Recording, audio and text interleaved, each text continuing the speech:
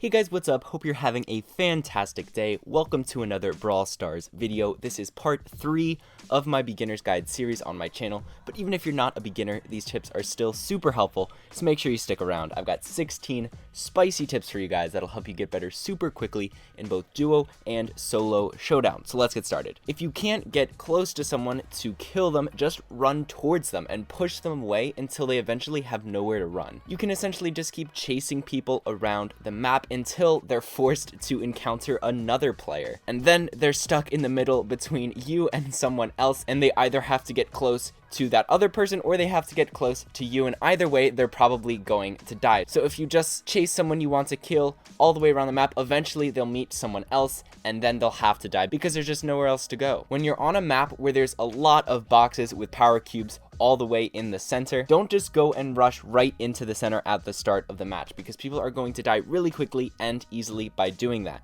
So just wait like 5 to 10 seconds before you do that, and then there should be a bunch of people at low health in the center because they were all just fighting and attacking each other, and then you can go in and finish them all off because they're so low and so vulnerable, and just take all of their power cubes. When a match starts, if there are multiple boxes that are pretty close to you, you want to start by getting the boxes farther away from the edge of the map first. Basically, you just want to get the boxes that other people might potentially get before you if you don't go straight for them. So you want to go for boxes that are basically equally spaced right in the middle between you and someone else, because if you get those boxes first, all the boxes behind you are essentially yours. It's basically impossible for someone to get behind you where your original spawn was, because they're essentially just cornering themselves. So no one's gonna do that. So if there's a box all the way right near where you spawned in the corner, you can just leave that and get that later after you get the ones that other people might potentially get first. Now in Showdown, time is everything. If you're ever in a bad situation, you want to do everything you possibly can to stall for time, because if you can just last a couple seconds more,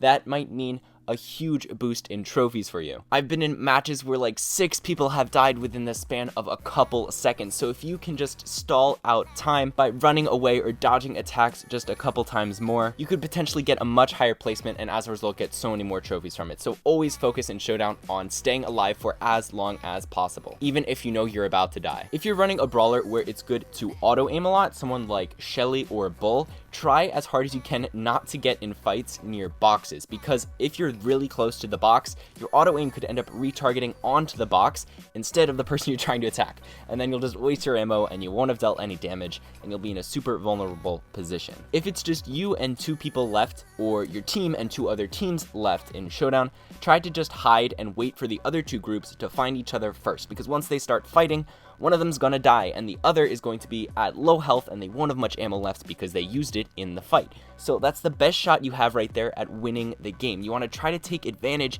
of that specific moment and go for the kill right after the 2 groups are finished fighting, when they're at low health, and you can pretty easily finish them off. Now if you want to know the brawlers that are best for Showdown, it depends on the map, but I strongly recommend using the website Brawl Stats. I'll link it in the description in the comments. If you just go to the Brawlers tab, you can look for any single map in the game and it'll show you the best brawlers, the ones that have the highest win rates in the game. So this is super useful information as a beginner, because you may not know the ins and outs of every single brawler. So this will tell it to you, and then once you start using the best brawlers, you can see, oh, this is why they're the best brawler on this specific map. And that way you can learn not by getting completely bodied by everyone else, but by actually winning and seeing what you're doing that's actually letting you win. So I strongly recommend Brawl Stats if you want to know those best brawlers. Now here are some tips specifically for solo Showdown. Don't play extremely aggressive at the start. I see a lot of people doing that, but it's perfectly possible to just win a game only starting to get kills like halfway through after everyone's dead. So there's really not much value to be gained off of just taking a super high risk right at the start and playing as aggressive as possible and risking your health maybe for that one singular kill and that one power cube, because even if it does pay off and you do get that risky kill that you went for, there's going to be a huge target on your back because you'll have the most power cubes in the game and people are going to gang up on you just so that they have a better shot at winning. So just hiding in bushes and really avoiding all contact, hoping people don't find you, that's actually a fine strategy in Showdown. Now, it doesn't really help you get better at the game. It doesn't teach you which brawlers are good at attacking which other brawlers, so I don't really recommend you do it as a beginner, but it does get you trophies. And I mean, if you're only doing it for a portion of the game, that's perfectly fine. If you can't seem to find any power cubes and you're super super weak, then just hiding in the grass is probably the best strategy because you'll just lose if you ever try to get in a fight with anyone else. Now, spinning in a circle is just the universal symbol for teaming, and teaming is basically just an invisible pact between you and another player to not kill each other, and then to just use your combined firepower to kill everyone else and guarantee yourself a high placement because you and your teammate are the ones who are going to survive until the end. Now, some people love to do it, and others will criticize you forever if you do it. But hey, it gets you trophies, so you decide whether or not you want to team in solo showdown. I'm not telling you to go one way or another. Now, if you do decide to team and form an alliance with one or multiple people in a game, still just be cautious. If you're super weak and your teammate is super strong, just juiced out with like 10 power cubes, you don't really provide any value to them. You don't deal any damage compared to them, so they can just end you whenever they want. But if you're in the position of power and your teammate is weak or just low on health, you can backstab them whenever you want if you think it's beneficial for you. But again, don't say I told you to do it. I have nothing to do with what you decide to do in the game. Now, here are some tips specific to duo showdown. Once your teammate dies, you have to stay alive for 15 seconds before they respawn. So in that time, you just want to run away as quickly as possible, as far away from all your other opponents, and you just want to hide in grass or stall other people out by sort of running around walls with them and just avoiding their attacks until your teammate's able to respawn and you're able to have double the firepower again. Since there are only 5 teams in every duo showdown match and people can respawn, it's so much more difficult to kill off teams than in solo, since you have to kill both people on a singular team to move up a placement. So if you see someone alone just running away, that's a good indicator that their teammate is probably gone. So you want to focus on killing those people, because once you kill them, you're going to move up a placement, and that's the key in duo showdown. Bumping up one place is huge when there's only 5 placements total, because you can kill so many people and still end up in last place. I've had this happen to me so many times. You get so many kills in the game, you're feeling good, and then you die and you realize you went in 5th place because everyone you killed just kept respawning because you never finished off their teammates. So make sure you focus on finishing off teams rather than just getting as many kills as possible. At the start of a duo showdown match, make sure you're splitting up with your teammate to look for boxes if there are multiple near you. It just gets them gone faster because you don't have to waste your movement speed going to every single box. But for most of the match, you do just want to stay together with your teammate and assist each other in getting kills, because you're more of a threat that way, and it's a lot harder for both you and your teammate to die at the same time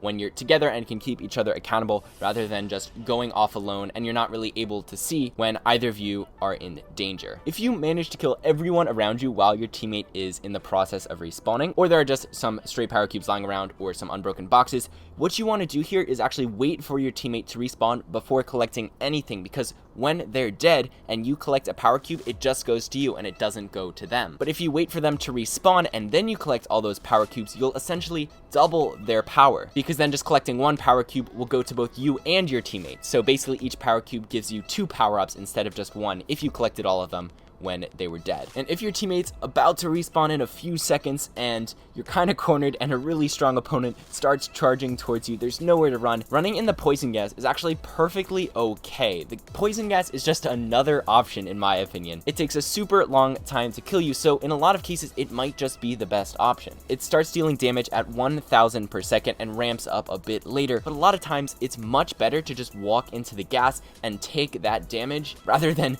get smacked in the face by a Shelly with 10 power cubes trying to walk towards you. And that's going to deal like 8,000 damage in the span of a 1/10 of a second. So the poison gas is definitely the better option in that situation. I can't tell you how many different games I've moved up a placement or even won just by going in the gas just so that my teammate could respawn and stay alive for those extra couple seconds. So those are all the tips for this video, guys. I hope it was super helpful. If it was, make sure to leave a like and a comment down below. Don't forget to subscribe and turn on notifications so you know when I post the next parts of this series. But that's all for today, guys, so see you later.